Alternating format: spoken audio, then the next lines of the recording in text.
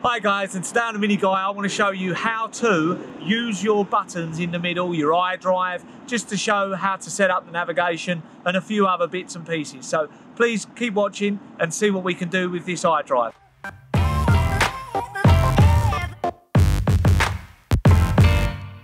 Some comments have come through asking about different buttons.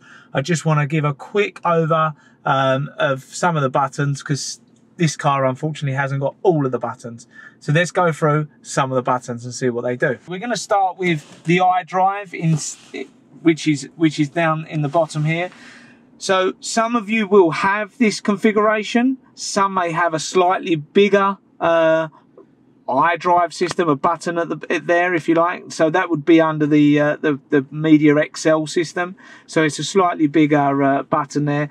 But this again is a very basic setup of how it's going to look. We've got the navigation, we've got the telephone, we've got our media, radio, which are just shortcuts to go into the iDrive up above, okay? And then this knobbly bit here will turn left and right.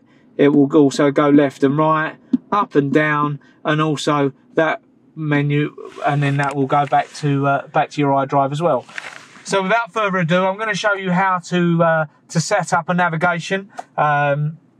This is going to help you when you first get your Mini as well. Sometimes setting up these little things will help. So right, we'll start with navigation. So we'll start down the bottom with nav. This will open our screen up. Where our screen's there, we're then going to go over to the left, and then we'll highlight this section here. So when I say over to the left, the iDrive bit here, we're going to push it over to the left, so like that, okay, which will then give us a destination input. So let's go up to a destination input because we want to input the destination. Let's just put something in here. So we're in sunny Boreham, Chelmsford. So let's put our address in. Hold on, bear with me. Let me come back here.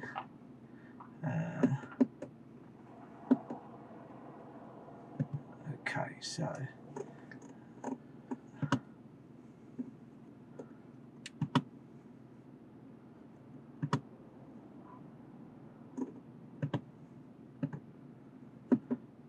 okay, so what happens here is it's going to give me some options. I can knock it over to the right. So again, knock the iDrive over to the right to help me select this. Okay, so this is the place, and then the street.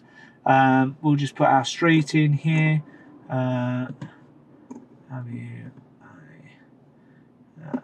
Let's knock it over. So there we go. We'll go to the Waltham Road. Now, this is what I tend to do when starting and setting up a guidance. Definitely for yourself. So if you're setting it up for your home, you also want to bear in mind that you don't actually want to put your actual address details in. Now, this is what I do. You can set it up separately to your own profile. That's fine. But this is what I do. I leave the door number. I don't do anything else. Then what I do is, because once I'm going home and I know where I'm going, I've got an idea when I get closer to where I am. So if I push start guidance, then that's going to give me the fastest route. Now, luckily, we're already kind of there. So that's absolutely fine. Then what we're going to do is, okay, we're going to go over and we're just going to stop the destination. So the flag up the top here, okay, is going to help us stop the destination. Okay, so I want to stop the destination here. Okay, now what I'm going to do is I'm going to go over to the right again, over to the right, and I'm going to go to recent destinations. Now, because that was my last destination and that is what I'm setting as my home, if you look at these buttons underneath, they're all unassigned. Now, I don't know what yours are assigned to, but just up the top here, it'll say unassigned, unassigned, unassigned. Now, these are all touch sensitive, so when you rub your finger across them, they'll start to highlight. So, because that's my home address, I'm going to hold one down, and I'm going to select that as my address. So now, guys, if I'm then, let's say, for instance, driving home and I want to... I've got a bit lost and I just kind of want to get myself home. All I then need to do is push 1.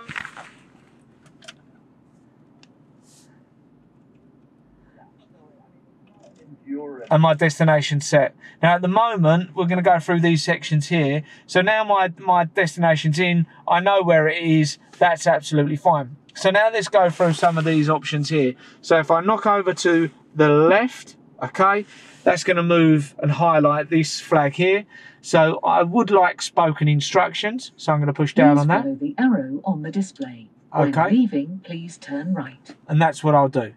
I'm also going to go down to routes to see if there's any alternative routes or the route criteria, which for us is very straightforward. However, you can choose in route criteria the fastest route, the greenest route, or the shortest route. So the greenest route is where you're not putting the car under so much pressure. You can have dynamic guidance, which will help you all the way through. Avoid motorways, avoid ferry holes, da da da da da. Now, ultimately, sometimes when you get your new Mini, if it is a used car that you're getting, you might want to check to see what route criteria people have had in their system already, just in case, you know, someone's put avoid motorways and you tend to find that everywhere you want to go, you're driving hours out of your way just to avoid the motorways. So something worth looking into as well when you're getting a used Mini as well. You've also got the option in here of points of interest. So you can choose points of interest that absolutely interest you. So, you know, if you want to go to a park and ride, if you're looking for a parking space, or if you just want to search the A to Z of along the route or another destination, so you can do that as well. Fantastic. Traffic information. Now ultimately for us, not a lot's going to happen here because we've kind of set our destination to where we are. Now if we was to set that, you know, of a further distance, this might go red, which will then give us a chance to actually look at, you know, the traffic reports to see what's going on, you know, just to see if there's any reports that we need to look at to look at our journey on the way. So that's another great thing that they do. Interactive map basically just gives you an arrow in the point and you can literally drag it over. I'll show you guys. So you can literally just move the map to where you want to go. So if I want to go to, let's say, the airport, I can then literally just click on London Stansted Airport and then that will then create that route for me. If I don't know where I'm going, let's go back into our map. So map views, now this is very personal preference again. So this is north orientated. So basically it will always point north. Now that puts a lot of people off. It puts me off quite a bit, to be fair. So I quite like either the direction of travel or the perspective view. The arrow view is a little bit basic, and then other you know, route overview. I don't really want an A to C, so I'm just going to go to a perspective. It flips the map nicely as well, and also goes on the way that you're driving as well. So, you know, I really like the perspective view myself. That's the one that I choose more often than not. Additional information, again, you know, 3D perspective view, you can turn that off so it just, you know, doesn't become 3D. Points of interest, we've got that ticked, we'll keep that ticked. Arrow view on map, we can have that if we want to. We just get a little arrow up the corner, but really it just gets in the way. Further options, so let's go through further options. So display points of interest, we've got classic colors, alternate colors. So we've got day and night mode, we've got day mode, night mode, or automatic. So basically when your lights go on and it becomes night, then that's when the map will change. I can't get it to do it because doing the lights makes no difference. Let's put some heating on. Sorry guys, it's getting a wee bit chilly in here. Oh, we've got to have the right numbers. Right, okay, so this is a really nice way of setting up your navigation. So like I say, there are other ways that you can do it. You can set up your address books, points of interest, destination, recent destinations, points of interest, so you can direct yourself to there, or the GPS coordinates if you're that clever. Unfortunately, I am not. So that's one way of setting up your navigation. It's quick, it's easy. Like I say, the nicest thing with these systems is you can go straight into it, push number 1, it's going to take you home. Don't put your door number in, thank you very much. Don't put your door number in, just in case someone does get your keys. They do manage to find out where you live. So hopefully that's been of an interest. Let's move on to the next part of this, which we are now going to go into the settings, because as you've noticed, my clock up here isn't set up. So I'm going to go into my settings. Let's go to time and date. Okay, time is 3:17, so it's PM it is. So what I'm doing is, when I'm actually doing that, guys, I'm actually using the iDrive again, the system here, to turn the knob in a clockwise or counterclockwise to get these numbers to where I want to go. So again, I'm using the iDrive in a counterclockwise motion now. So it's the 10th of the 11th 21, which it's not. So I'm going to push down on the iDrive. I'm then going to turn it to the correct date, which I believe is Monday the 22nd of November 2021. Perfect. That will instantly save itself. Lovely job. So all I'm going to do is I'm going to push back now on the iDrive. That will take us back to the main system. Now this one's quite lucky because it's got the head-up display, instrument cluster display. Now this one's a really good one as well, guys. So let's just jump into here. So this will give you the green information, the range, distance, and the day. Okay, so I mean, that's this system all the way around here. So when we're using our displays inside the car, at the moment we've got the white. Let's go into the central display. Let's go standard view, ambient lighting, driving. So driving mode's quite cool. Will change a lot of things. What's going on? Why are you not?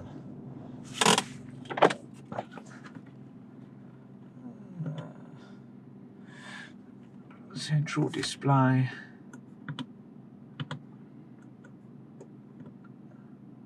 We got heartbeat.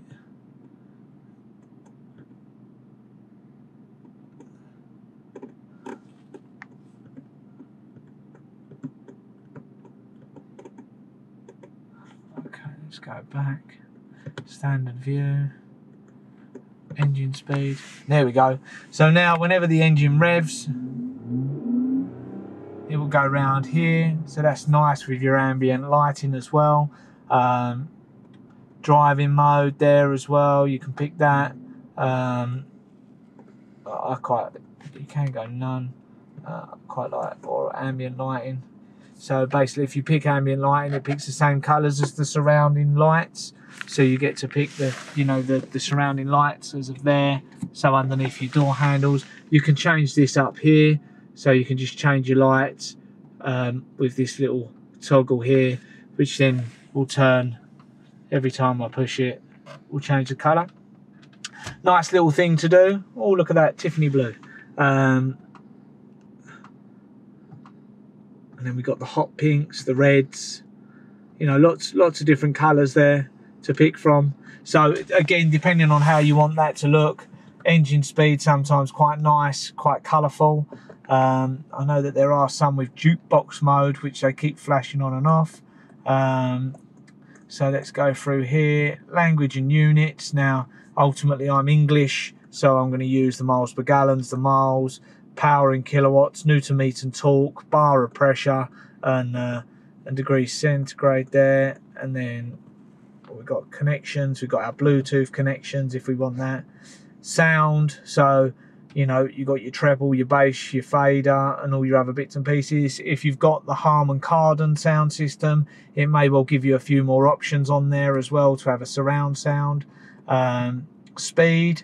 So you can really upset friends if you get in their cars and start to set up warnings. So again, that's relatively easy to do. You go into settings, you go into settings, into speed, and then you can set a warning at a speed that you want to set a speed at. So, you know, if you're driving or someone's driving, you know, don't set it at 4 miles an hour. It'll drive them absolutely mental.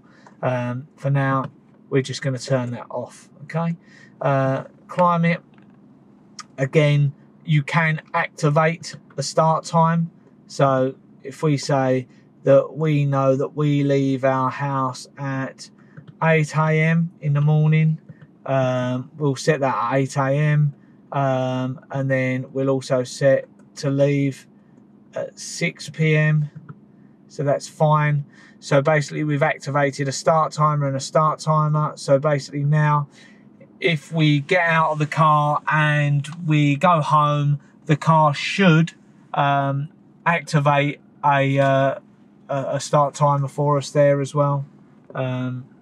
So for your climate, so basically your climate should come on at 8 AM to warm the car up, and then activate again at 6 PM to warm the car up. In the winter months, it's quite handy, it's quite nice to have. For now, we'll turn them off though. Lights, we've already hit the ambient lighting, so brightness you can change. The interior lighting, welcome home lights, so basically when you get home and you undo the car, how long the lights stay on for.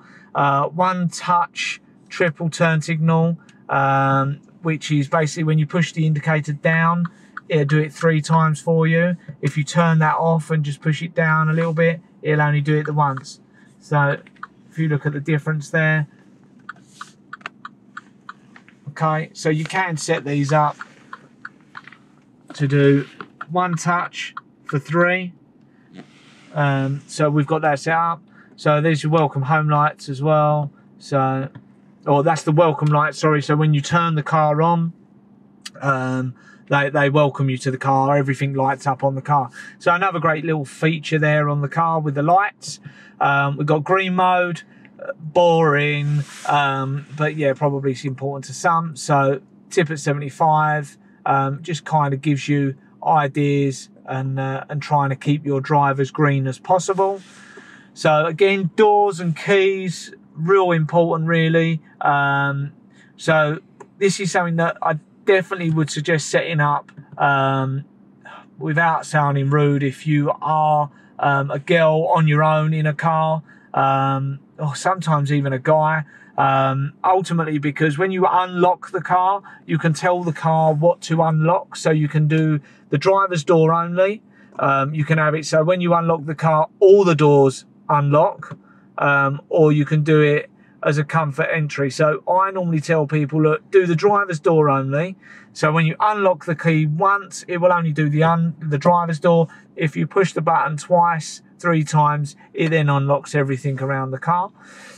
Automatic relock. So if you do not open a door when you've unlocked the car, if you do not open the door and you've unlocked the car, then it will relock itself, okay? So that's something to bear in mind if you have got kids in the car as well, just in case you do lock the car, unlock the car, forget, and then you've locked your kids in the car. Little things like that you need to bear in mind. Lock after driving away, a really good feature on these, purely and simply because once you start driving, the car will lock itself, know that you're safe and secure in the car.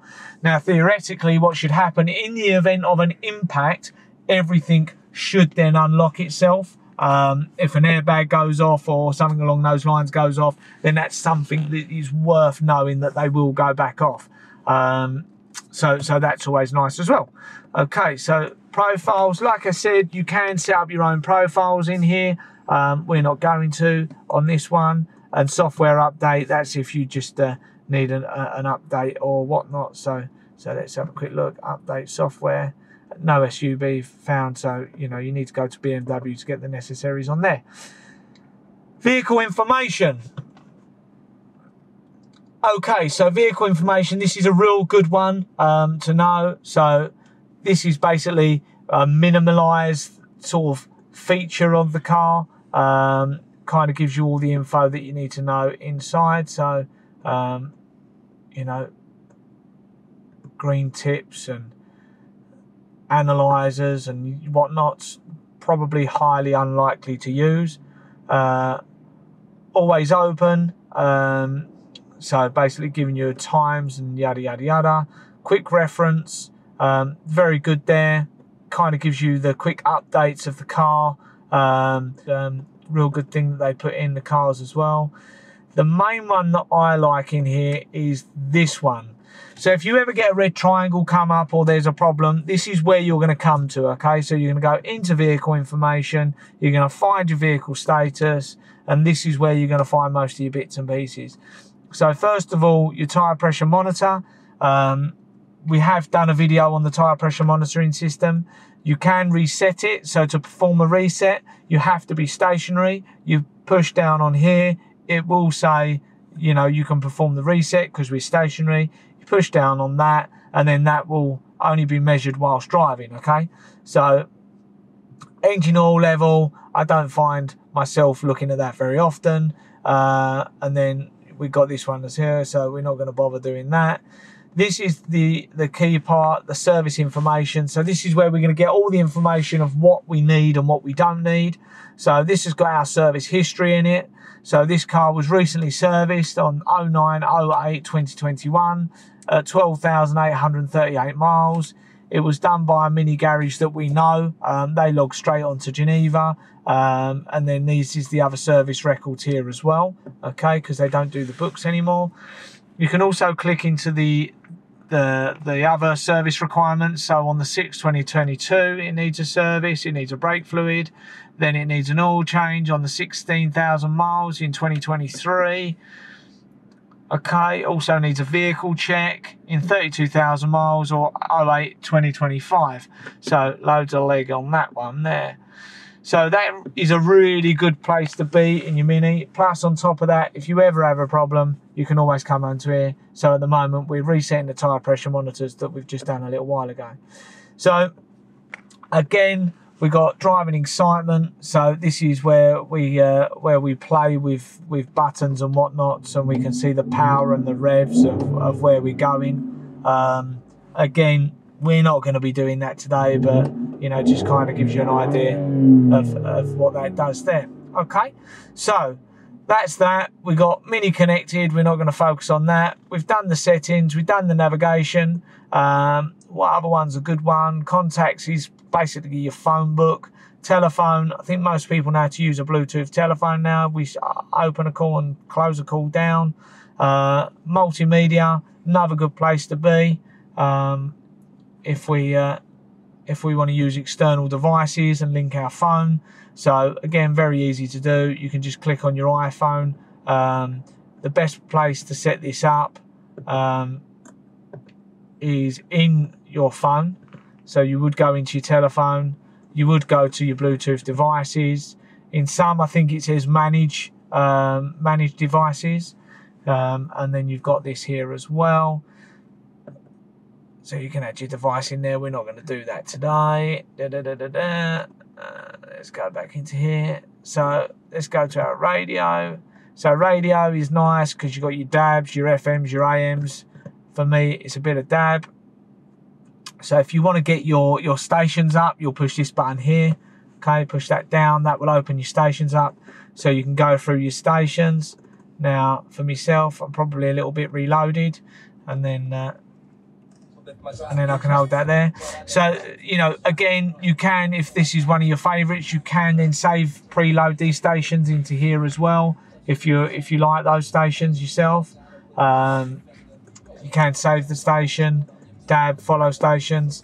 So hopefully that's helped you out a little bit when it comes to the navigation and a few of the buttons inside. Sorry I did go on a little bit, but hopefully that's going to help you get an understanding.